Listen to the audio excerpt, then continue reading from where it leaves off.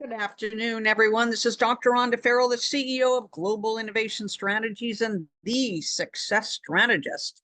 We are meeting here with you today to continue the conversation on Spotlight on Success, Week 5, Next Level Leadership, Becoming the CEO Your Business Needs. In weeks 1 through week 4, we talked about mastering the basics, turning vision into action, executing with confidence, scaling with purpose. And we've really worked to lay the groundwork for business and leadership success. Now it's time to focus on you becoming the CEO your business truly needs. So as we shift from being busy to leading with vision and impact, we want to make sure our businesses scale, our leaders evolve beyond day-to-day operations and into strategic leadership roles, including ourselves. So today we're going to explore what it means to be a next level CEO, to build high performance teams, make bold decisions, and lead with confidence. So we will start out with this question to each of you that's listening to us live or listening to a podcast or a YouTube recording. What leadership challenge are you currently facing in your business or career? And what aspect of the topic that you heard me introduce is going to resonate or be most relevant to you? So we're going to start out with the most important stepping stone on the road to greater amounts of success for our business, for our teams, for our partners, for our customers, and for ourselves. And that's really making the shift, because as we start out as solopreneurs, entrepreneurs, business owners, we may be wearing every hat, handling marketing, operations, finance, sales, and develop or designing the product and or the solutions or service set that we are ultimately fielding. So as the business grows, us staying in that operator mode, if you will, wearing all the hats, ultimately becomes a bottleneck to our organizations and ourselves long-term success. So we do a disservice to our potential customers, to our teams, to our partners, if we can't get ourselves unstuck from doing it all. And so the shift to CEO is a mindset shift, first of all, because it means moving, allowing ourselves to take on higher level business organizational functions like strategy, like leadership development and decision making, versus getting mirrored down in task execution. So how do we do that? We need to do that incrementally to be more successful. So we can move from operational task execution to a business owner. And a business owner still focuses on daily operations, still may work in some parts of the business, but is still often reactive because they are focusing on working in the business, not on the business. The next phase of maturation is really where you go into full-on CEO mode, and that's through strategic hires. Maybe you hire a partner or multiple types of workforce to help you move along that continuum where you can lead with vision. You can start building out multiple teams. You can move to a data-driven decision-making formula or methodology, and you can work on the business, right? So it's really that continuum of working in the business from an operational, then business owner, to making the leap to working primarily on the business. And that's really moving yourself up from deep in the weeds to 10,000 foot view, 30,000 foot view, 100,000 foot view. And that's where we really want to take you. So you can ask a question. Where are you constantly putting out fires? Might there be symptomatically some trend analysis you can do to understand what can I delegate and let go of here and let somebody else take this on so I can remove myself from being the bottleneck and perhaps thinking about or responding reactively versus putting in place a leader and a team or a partner or a part-time resource to help allow me to be more proactive in this area. And then secondarily, how are you building a self-sustaining company through the chess moves that you're making? And so we want to help you move through this maturation process because there's some common leadership pitfalls and there's some great ways on how you can overcome them. So the first thing is in that delegation area, micromanagement, disallowance of natural delegation, mistrust, etc. And so we want you to be focused on empowering your team, not having you be involved in every detail. We want you to move to what's the result, what's the outcome, what's the end state, and allow the people that you're bringing into or associated with your organizations to innovate on your behalf. And so you need to learn how to put in place a framework of trust, of proactive delegation, and coaching and empowerment. The next is moving from reactive decision-making to proactive decision-making. We want you to stop being responsive to the problems of yesterday, yesteryear, and we want you to start focusing on proactively leading. And how do we do this is through the instantiation of a regular strategy review. So again, we've foot stomp at every week's session the power of putting in place a strategic framework that includes goals, objectives, targets, KPIs, OKRs, metrics, and measurements so that you can easily, and then the technological infrastructure underlying that so you can see, am I on course, off course?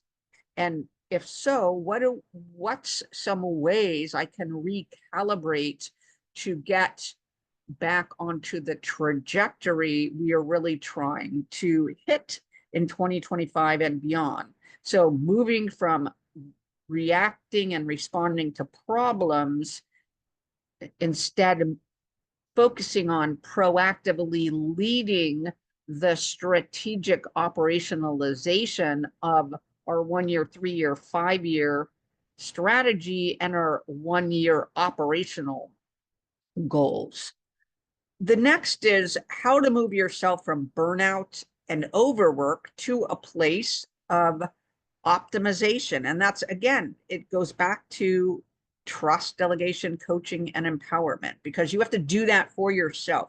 Set clear boundaries, build systems that work without you. So you, again, you need to be focused on the outcomes, the results, the targets, and the calibration of the metrics that you're using to understand, are you on course and off course? And then you delegate the improvement mechanisms to help you move forward. So again, we're going to ask and challenge you this week, what's one leadership habit or behavior you need to change that will help you improve the most? The next area is really this vision and strategy, which we've talked about. And how can you best define your leadership vision? Does that need to be in a visual form? Does that need to be through these strategic road mapping sessions? Does that need to be through anchoring that vision and the strategy and everything that you do, or a combination of above? So it's not only about you, it's about the team and the culture and the construct that you're building out. So when we think of great leadership and moving you along that continuum, we need you to understand that it's more about influencing vision and empowerment, and how can you go about doing it? And again, that's defining your North Star. So a very strong CEO has a clear vision, not only for the immediate term, but 1 year, 3 year, 5 years out. They reverse engineer growth. They break down those big goals into quarterly, monthly, weekly, daily execution plans, and they delegate to their leaders and their team operationalization and achievement against those plans, and they stay adaptable. When we can remove rigidity and evolve based on market shifts, new opportunities, the momentum behind a strategy that's really exponentially hitting out of the park, that's when we make significant gains on our annual and our long-term plans. So successful CEOs also leverage AI, automation, and industry shifts to stay proactively ahead. So we'd like to challenge you in this area. How about writing down your 90-day leadership vision? What's your number one priority? What's some way you can positively challenge your leadership team and your workforce to help operationalize that and bring it to fruition? The next area is building a high performance team. We've talked about some of the common leadership pitfalls and how to overcome them, but there are some other areas where we can bolster this, and that's hiring smart, because sometimes CEOs want to prioritize convenience over capability. I know a gal, I know a guy, I know a team, I have a relationship, but they may not have the right capabilities for where you're at in your growth trajectory. And we want you to focus on what's the capabilities I need, not only for today, but what's going to take me to mid-tier and long-term potential success.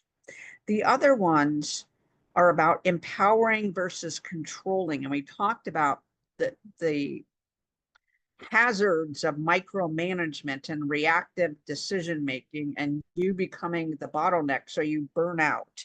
We want you to delegate outcomes, right? So if you can work together to build integrated buy-in and synergies for the outcomes and results and the goals and objectives that you're looking for, then you get the leaders behind you working with you to achieve those outcomes, not just focusing on task delegation. Co-creation is one of the most powerful tools we have in our toolkit when we're looking to build and scale rapidly and with sustainability. And then the last is building a culture of accountability, because clarity plus clear expectations and buy-in equals higher and higher and higher amounts of ultimate team performance. So where is one area where you can delegate and or trust your team to actualize for you? Number 4, building decision-making and execution frameworks. So oftentimes when it's us or a small team, we go by gut, right? We say, this has worked before, we have experience in industry A and B and C. And instead of bringing both data and our gut decisions to the table, we primarily focus on what our guts are telling us. But really what we need to do is use a mix of intuition and measurable meaningful metrics. So a data-driven organization helps us understand how we're doing on the control or guardrails that we put around our portfolio products, our services, and the enablement of our strategies, so that when we hit a fork in the road or a decision point, a gate, we can bring both aspects to bear on how we're going to build momentum and growth, scaling, and sustainability going forward. So we want that combination. We want to engineer our organizations for data-driven success. We also want to avoid decision fatigue, because too many decisions can drain mental energy. So really, CEOs need to learn how to streamline non-essential choices so that they can focus on what really matters, moving the ball forward, not only creating the playbook, but optimizing the playbook so that they can make the strategic move that will allow for exponential success. And then taking calculated risks, because growth requires bold moves. Successful leaders make decisions without waiting for 100% certainty, going back to data-driven and gut decisions. An example is Jeff Bezos' 70% rule.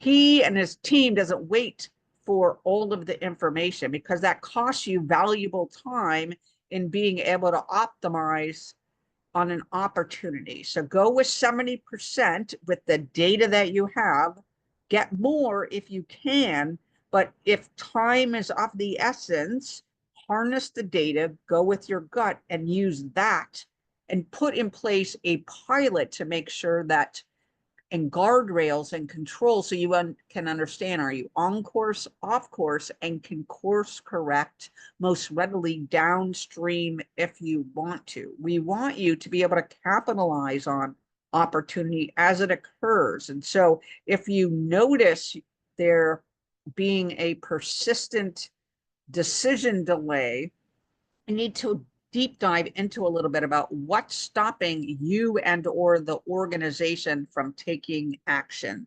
Then the last that we're going to discuss is this personal growth and resilience area, because you can't lead others until you can lead yourself. So your physical, mental, and emotional well-being really needs to take into consideration every day in every way, because it directly impacts not only your business success, but how you engage and lead and motivate others. We want you to avoid isolation, because the higher you rise in leadership, the harder it can be sometimes to find trusted advisors, mentors, peers, etc. So we want you to actively engage and seek mentorship and peer network, so that you have that sounding board, that board of advisors that you can harness to make sure you're able to fill your own cup, as well as create a recipe for success within your organizational culture to again drive the highest amount of organizational growth and success.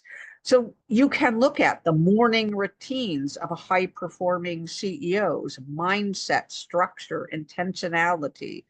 And then you could challenge yourself, what's one personal habit of these high-performing CEOs that you can improve within yourself to be a better leader for your organizations? So when we wrap all this up, ultimately what we get is a CEO action plan to help you lead with greater amounts of confidence. So identify your growth areas, because leadership development is a different path for everyone. Where do you specifically need to focus? Is it vision? Is it team development? Is it decision-making? Is it communications? Is it productivity? Is it delegation, etc.? Create a 90-day CEO plan for yourself.